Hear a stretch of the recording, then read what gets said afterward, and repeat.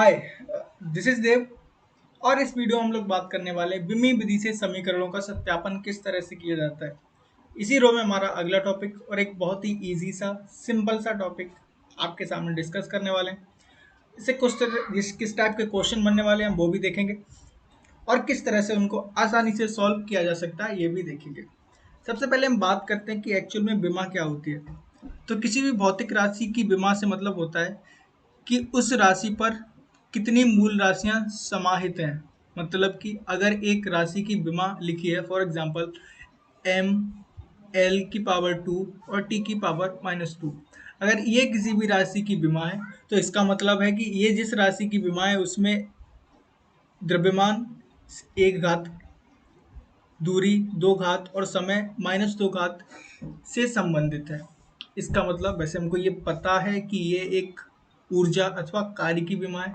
तो वैसे अगर बात करें तो कार्य कार्य क्या होता है, कार्य को हम एक उदाहरण के तौर पर मान सकते हैं बल गुणा दूरी। कार्य बराबर बल गुणा दूरी। अगेन बल को हम फिर से लिखते हैं F is equal to m × a। मतलब कि बल बराबर हो सकता है द्रव्यमान गुणा त्वरण, द्रव्यमान गुणा त्वरण गुणा दूरी। अगेन त्वरण को हम फिर से लिख सकते हैं, सॉरी त्वरण को हम फिर से लिख सकते हैं।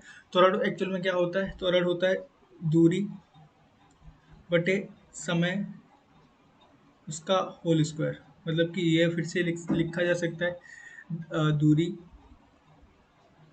बटे समय का होल स्क्वायर, समय का होल स्क्वायर गुणा द्रव्यमान गुणा दूरी। अच्छा, द्रव्यमान की जो बीमा होती है वो m, दूरी का मतलब लंबाई, और लंबाई को हम दिखाते हैं एल से, और यहाँ पर घातें दो है मतलब स्क्वायर, और समय का मतलब टी, और बटे में घाते हैं तो मतलब कि -2। तो यहाँ से हमको सीधा सीधा पता चलता है कि इस राशि में ये तीन मूल राशियां समाहित हैं और वो किस प्रकार से घातों से संबंधित है। तो किसी भी राशि की बीमा हमको पता चल गई। अब हमारा अगला काम है कि किस प्रकार से किसी भी राशि की बीमाओं से हम ये संबंधित कर सकते हैं कि दिया गया समीकरण सही है या नहीं है। समीकरण का मतलब फॉर एग्जांपल हमसे कहा v is equal to a into T, मतलब कि वेग बराबर त्वरण गुणा समय। यह एक समीकरण है और हमको ये सिद्ध करना है कि क्या ये समीकरण विमीय रूप से सही है या नहीं। तो ऐसा करने के लिए हम करते हैं कि दोनों जो बराबर है ना, बराबर के दोनों तरफ की बीमाएं बराबर होनी चाहिए।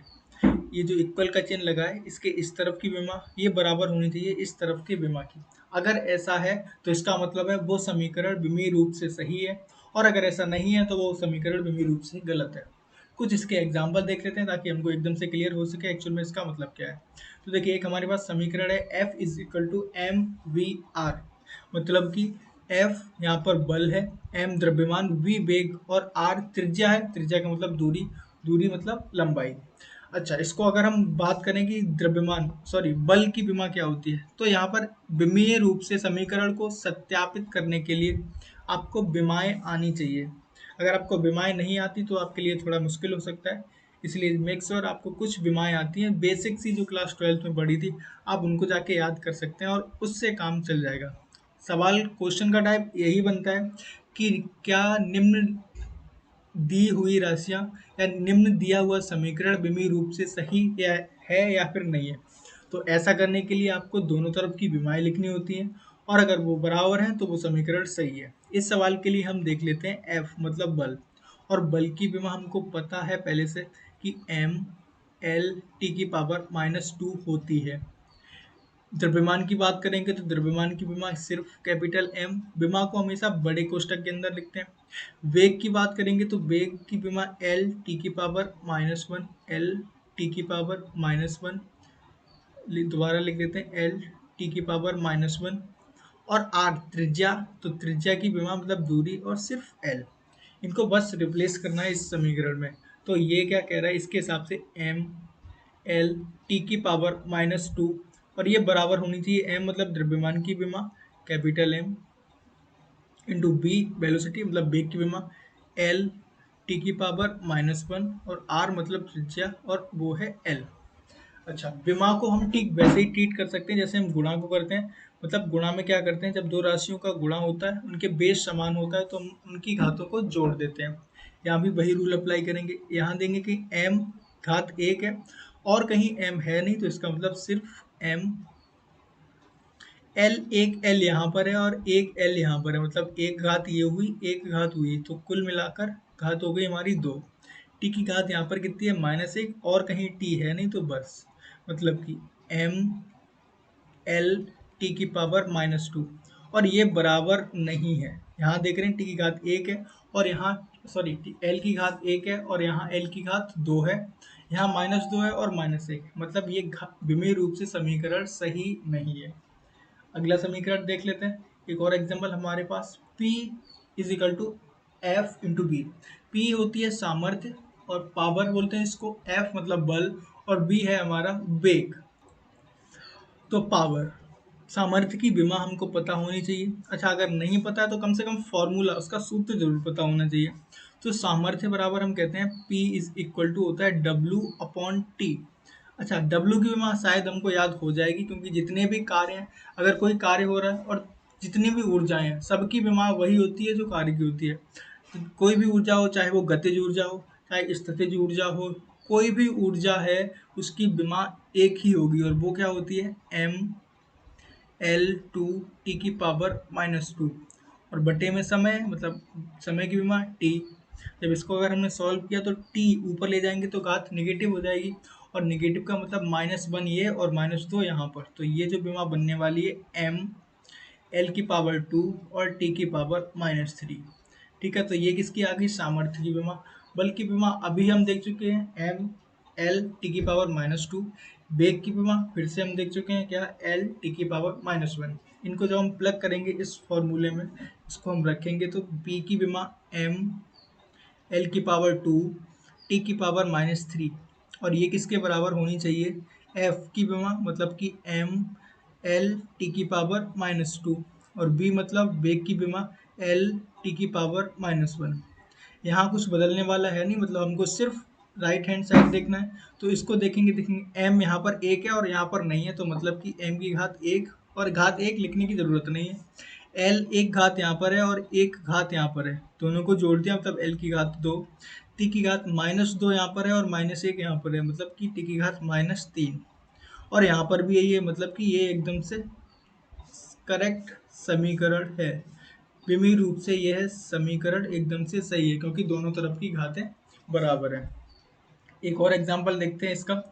अगर हमसे कह रहा है b is equal to U plus A T, वैसे हमको ये पता है गति का प्रथम समीकरण है, तो वैसे भी सही होगा, लेकिन एक बार देख लेते हैं क्योंकि आ गया है। तो हमें पता है वेलोसिटी मतलब वेग, वेग की विमा फिर से l t की पावर -1, u फिर से वेग है, प्रारंभिक वेग फिर भी है, तो फिर से वेग की विमा सेम होने वाली है। a मतलब कि त्वरण है, तो त्वरण की विमा l t की पावर -2, और t मतलब समय है, तो समय की विमा कैपिटल T सिर्फ। इसको जब इस समीकरण में रखेंगे तो ये हमको मिलेगा l t की पावर -1 बराबर u की विमा फिर से l t की पावर -1 प्लस a की विमा l t की पावर -2, और फिर से t की विमा सिर्फ t। इसको जब हम सॉल्व करेंगे तो यहाँ तो कुछ नहीं बदलने वाला, एल टी की पावर -1 ही रहने वाली है, प्लस ये क्या हो जाएगी, यहाँ देखो टी की घात कितनी है, -2, और यहाँ पर एक प्लस की है, दोनों को जोड़ेंगे तो हमारे पास क्या बच रहा है, टी की घात -1। अब एक बात हमको जो सबसे इम्पोर्टेंट निकल के आ रही है, क्या, कि हमने यहाँ पर प्लस लगाया, इसका मतलब दो अलग अलग राशियाँ हैं। तो फिजिक्स में ये रूल क्या होता है कि किसी भी राशि को हम जोड़ अथवा घटा तब ही सकते हैं जब उनकी विमाएं बराबर हो। अगर उनकी विमाएं बराबर नहीं है तो कभी भी दो राशियों को ना ही हम जोड़ सकते हैं और ना ही घटा सकते हैं। एक बात याद रखने की है, ठीक है। हाँ, गुणा भाग बिल्कुल कर सकते हैं, गुणा कर सकते हैं, भाग कर सकते हैं, लेकिन कभी भी जोड़ नहीं सकते और घटा नहीं सकते यदि उनकी विमाएं बराबर नहीं है। ये बात मोस्ट इम्पोर्टेंट है, क्योंकि इसके इशारे से कभी कभी हमको विमाएं निकालने को आ जाती हैं, ठीक है। फॉर एग्जाम्पल यही हमसे कहा होता v is equal to U plus K into T, इस तरह से कह दिया होता, और हमसे कहा होता कि अब हमें k की विमा बता दो, k की विमा क्या है। तो इसके लिए हमें पता है कि ये वेग है, ये भी वेग है, और ये समय है। k एक्चुअल में पता ही नहीं क्या है, यहाँ तो सिंपल लग रहा है, मैं एग्जाम्पल के लिए कह रहा हूँ। तो यहाँ मान लेते k है, अब हमको k की विमा बतानी है, तो इसके लिए हमको पता है कि जो b की विमा होगी ना, वेग की, वही इन दोनों की विमा होगी, इससे हमें मतलब ही नहीं है। जो इसकी विमा होगी वही इन दोनों की विमा होगी। तो टी की विमा तो हमको पता है कि क्या होगी, टी, सिर्फ टी होने वाली है। और के की विमा हमको निकालनी है, पता नहीं है। और ये बराबर किसके होने चाहिए, एल टी की पावर -1 की, है ना। तो जब हम के की विमा को अगर हम निकालेंगे तो के की विमा क्या आ जाएगी, देखो एल टी की पावर -1, और ये इधर ले जाएंगे इस तरफ तो भाग में बटे में पहुंचेगा, तो बटे में पहुंचेगा तो मतलब टी की पावर ये सिर्फ इस तरह से हो गया। अब के की विमा हमें निकालनी है, तो एल तो वही रहा, कोई परेशानी नहीं है। इसको जब ऊपर ले जाएंगे तो घात निगेटिव हो जाएगी, मतलब कि एक -1 ये है और एक -1 ये है, तो मतलब टी की घात -2। और यही थी हमारी, देखो यहाँ से एक ही त्वरण की विमा यही होती है। तो इस तरह से निकालते हैं जब हमको दी हुई दो राशियां योग में दी हों, और इस तरह से सत्यापित करते हैं समीकरण को कि वो समीकरण विमीय रूप से सही है या फिर नहीं है। ये था इस वीडियो का एंड। आगे चलेंगे अगले टॉपिक पर। अगला टॉपिक है हमारा सदिश एवं अदिश राशियां। तो तब तक के लिए बेस्ट ऑफ लक, पढ़ते रहिए।